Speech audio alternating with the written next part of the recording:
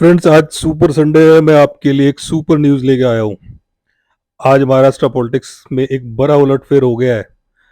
भतीजे ने चाचा को पटकनी दे दी है। जी हाँ, आज अजीत पवार ने अपने चाचा शरद पवार का दामन छोड़कर एनडीए में शामिल होने का फैसला किया है। सूत्रों के हिसाब से एनसीपी के 30 से भी ज्यादा विधायक अजीत पवार के साथ हैं। शरद पवार के करीबी माने जाने वाले प्रफुल्ल पटेल, जो कि पटना की विपक्ष की रैली में भी उनके साथ थे, उन्होंने भी पाला बदल लिया है और आज अजीत पवार के साथ उनके खेमे में शामिल हो गए हैं।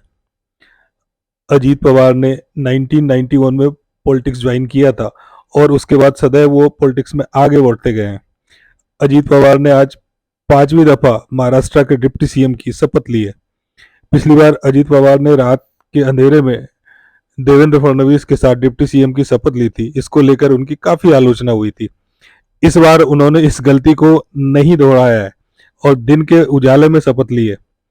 अजीत पवार अपने 30 से भी ज्यादा विधायक के साथ शिंदे फडणवीस सरकार में शामिल हुए हैं। अजीत पवार अपने आप को असली एनसीपी होने का भी दावा ठोक रहे हैं।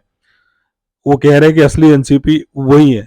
सूत्रों के मुताबिक बाकी के भी एनसीपी के जो एमएलए और एमपी हैं वो भी उनके साथ हैं। ऐसा लग रहा है कि शरद पवार को इस बार भतीजे ने बिल्कुल पटकनी दी है और शरद पवार अलग थलग पड़ते दिख रहे हैं।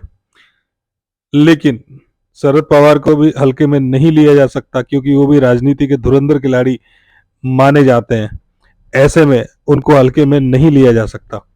अजीत पवार ने अपने 8 सहयोगी के साथ आज मंत्रिमंडल पद की शपथ ली है। अजीत पवार ने खुद उप मुख्यमंत्री पद की शपथ ली है।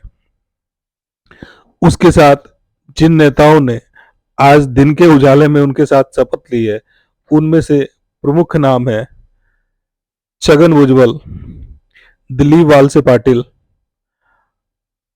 हसन मुशरफ, धनंजय मुंडे और बाकी के 4 और नेताओं ने मंत्री पद की आज शपथ ली है।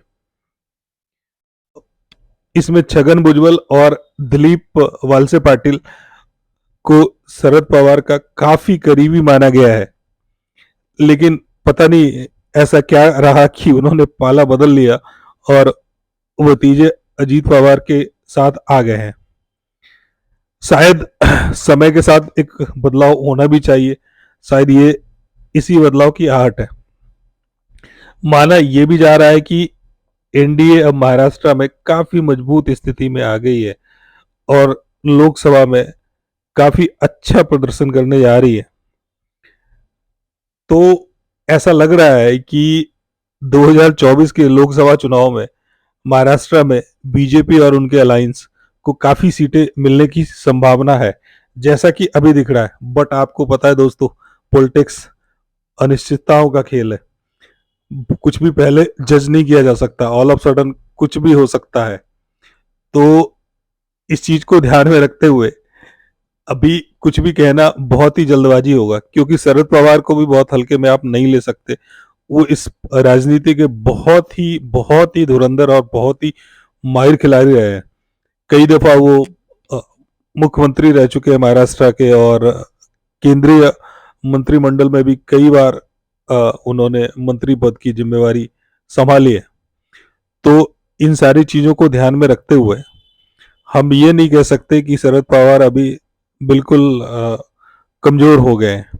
लेकिन हालात को देखते हुए ऐसा लग रहा है कि फिलहाल उनके पाले से गेंद निकल गया है और अब एनसीपी की कमान भतीजे के हाथ में आ गई है, यानी कि अजीत पवार के हाथ में आ गई है।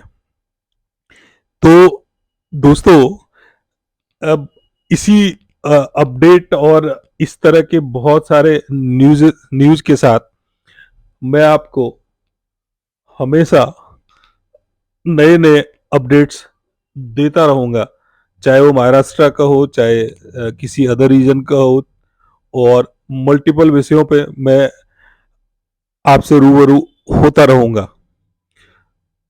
तो दोस्तों, आप इसका और इस न्यूज का लुत्फ उठाइए और हमारे चैनल को लाइक करना, शेयर करना और सब्सक्राइब करना कतई नहीं भूलें, क्योंकि इसी से हम लोगों का हौसला बढ़ता है।